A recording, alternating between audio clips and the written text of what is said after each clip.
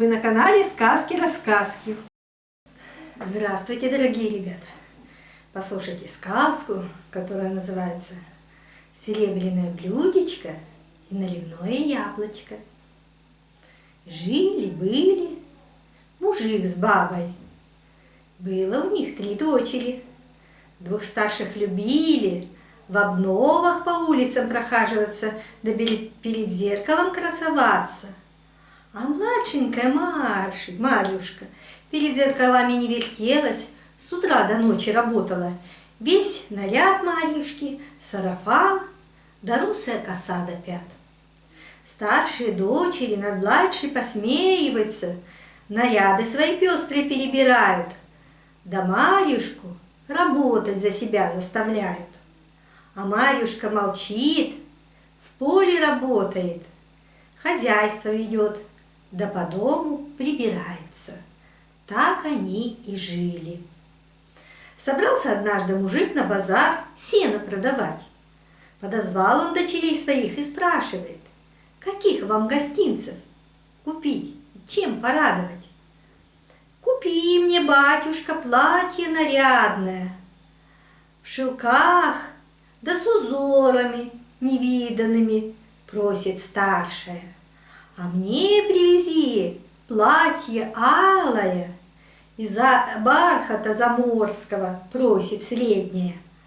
А Марьюшка молчит, ничего не просит. Мужик ее сам и спрашивает: а тебе гостиниц какой надобно? Что твои очи, Марьюшка, порадует? А купи мне, батюшка, яблочко наливное, да блюдце серебряное. Сестры старшие потешаются над Марьюшкой.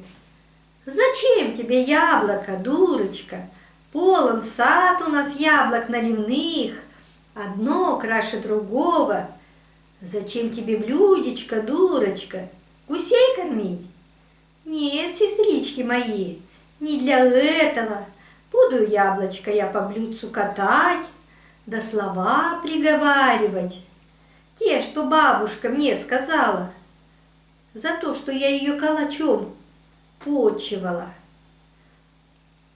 Мужик на старших сестер посмотрел с укором. Довольно над сестрой потешаться.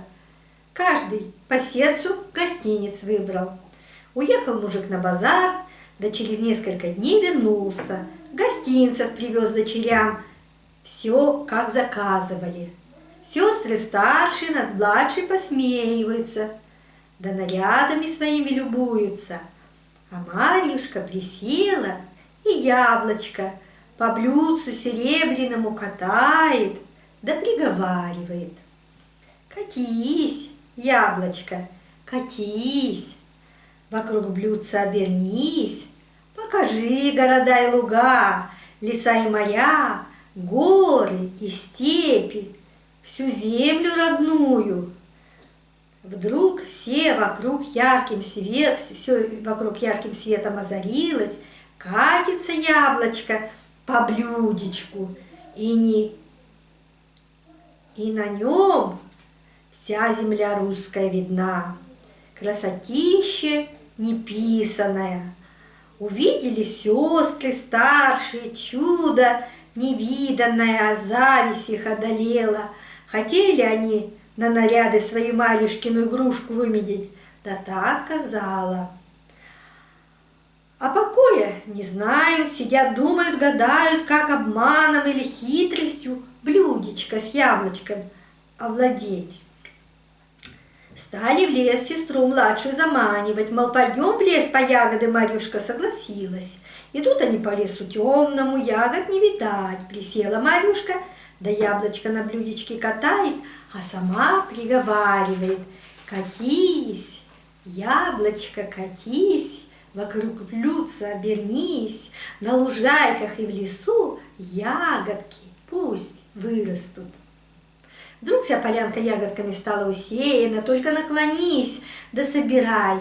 Увидели сестры чудо такое, зависть и вовсе рассудок их помутило. Схватили они палку березовую, били Марьюшку, А когда спохватились, делать было уже нечего, закопали они сестричку свою младшую под ивою плакучую, яблочко с блюдечком себе забрали, ягод полные корзины набрали, да до дому пошли.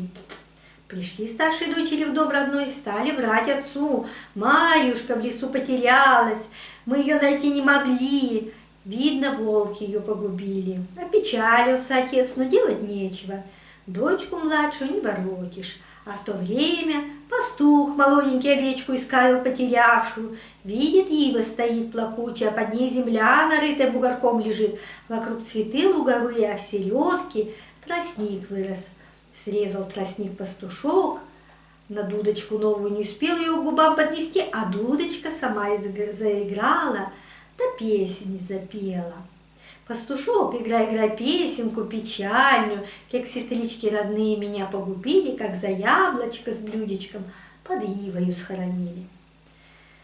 Пришел пастух в деревню, а дудочка все играет. Собрался народ, диву дается, вразуметь не может, про что дудочка играет. И отец Марьюшкин пришел.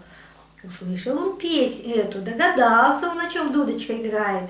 Позвал дочерей старших, те, как дудочкину песню слышали, напугались. Не на шутку, рассказали все, как было. Заплакал отец: веди нас, пастух, туда, где ты дудочку срезал. Дочерей моих старших свяжите и в лес отведите. Люди сестер старших в лес отвели и к дубу вековому привязали. А пастух с отцом могилку Марьюшки отыскали, откопали ее, а Марьюшка, будто живая, еще краше, чем была, стала. Щеки румянцем налились.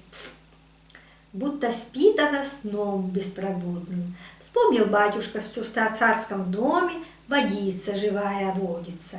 И отправился он во дворец к царю на поклон, живой воды просить. Приходит мужик во дворец, видит, с золотого крылечка царь спускается.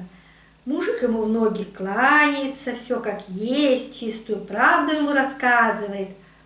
Отвечает царь ему: бери водицу живую для дочери, а затем ко мне возвращайся вместе с дочкой своей и яблочком с блюдцем. Откланялся мужик царю, отблагодарил за щедрость великую и отправился домой с водицей живою. Пришел мужик домой и облил водицей живою Марьюшку. Та тотчас и проснулась, да отца обняла. Счастливо отец с дочерью радуются, но обещано было во дворец к царю вернуться, и пошли они ко дворцу царскому. Вышел царь на крыльцо золоченое, смотрит на Марьюшку, любуется, предстала перед ним девушка-краса. Ясно солнышко, русая коса до пят достает, глаза цвета чистого неба. Вопрошает царю Марьюшки: где же твое яблочко да блюдечко серебряное? Достала Марьюшка из ларчика блюдечко и яблочко наливное. Спросила она царя: что увидеть ты, государь, желаешь? Армию свою, аль красоту земли русской? Покатилось наливное яблочко на серебряном блюдечке. Войска царские и их мощь, да владения русские земли бескрайние показывает.